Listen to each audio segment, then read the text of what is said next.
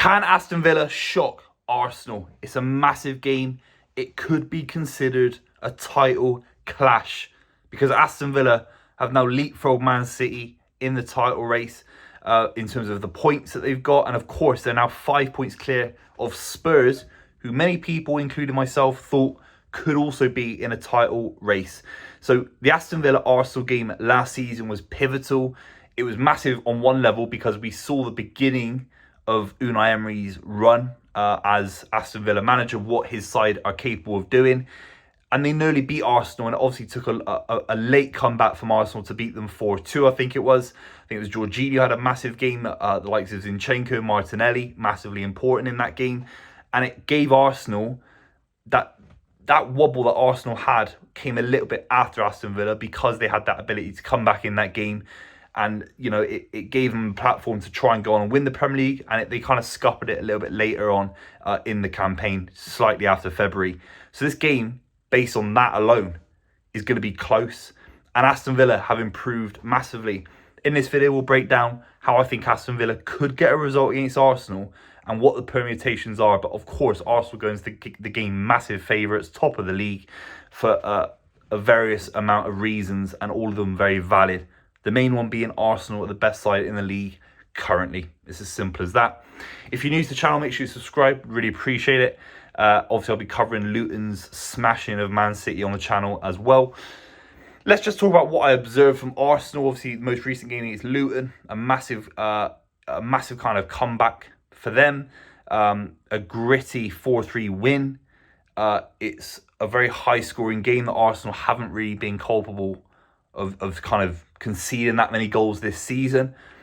And actually, Luton were able to get at some weaknesses that I think Unai Emery will be trying to exploit, because a three-day turnaround is not going to solve the key issues that Arsenal do have. They don't have many.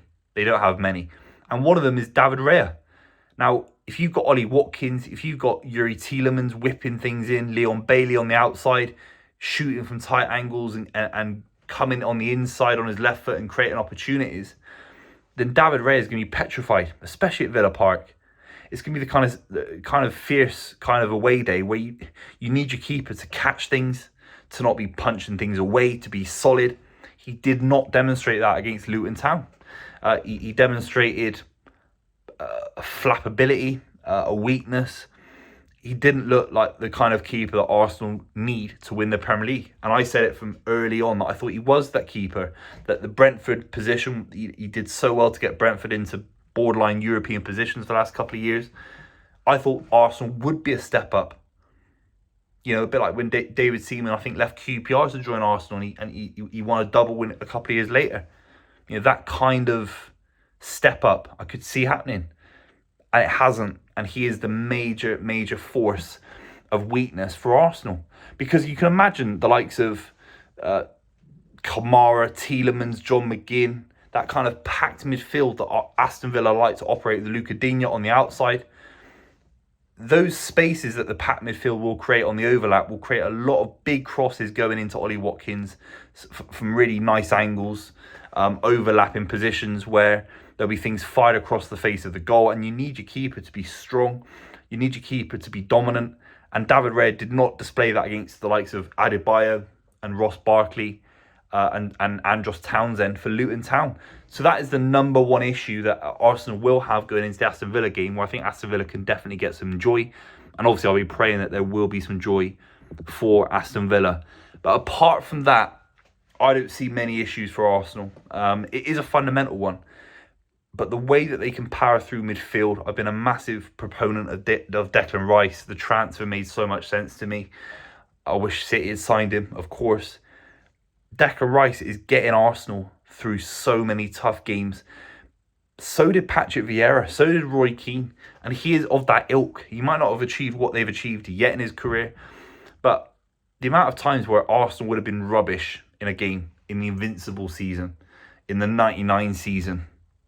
And you do sometimes need a rubbish performance, because those midfielders then are able to get you out of that position with their experience and with their quality on the ball. And Declan Rice was absolutely superb. You could argue not as good as Ross Barkley on the night, because that's how good Ross Barkley was in the game.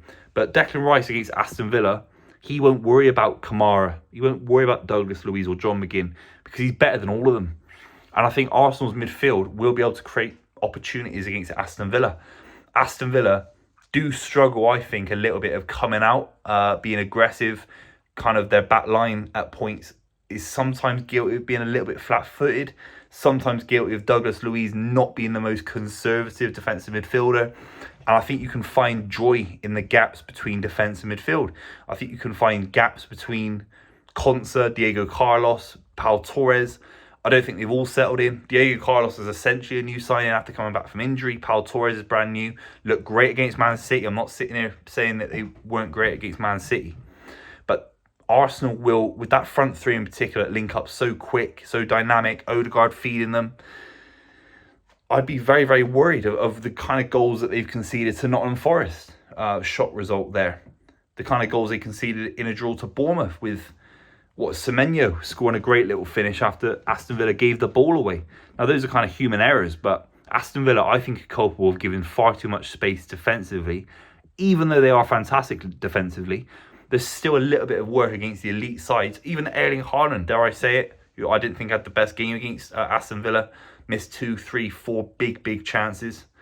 He found space in that gap between the right back and the centre back, so they haven't quite sorted that out with Matty Cash not playing. Leon Bailey obviously isn't going to be doing defensive work. Kamara, Douglas Luiz, too many spaces. I think City still found a lot of space against Aston Villa in big moments. Obviously not the result that City fans would want, and it wasn't a very good performance, but there still were opportunities where you could, if you're looking at it purely, if Haaland had scored those chances, maybe it's more of a 1-1 draw than a 1-0 win. Aston Villa deserve it massively, but Arsenal will be looking at that game and thinking, if we can keep the ball, they've got to do it a lot better than they did against Luton Town. They lost it far too often.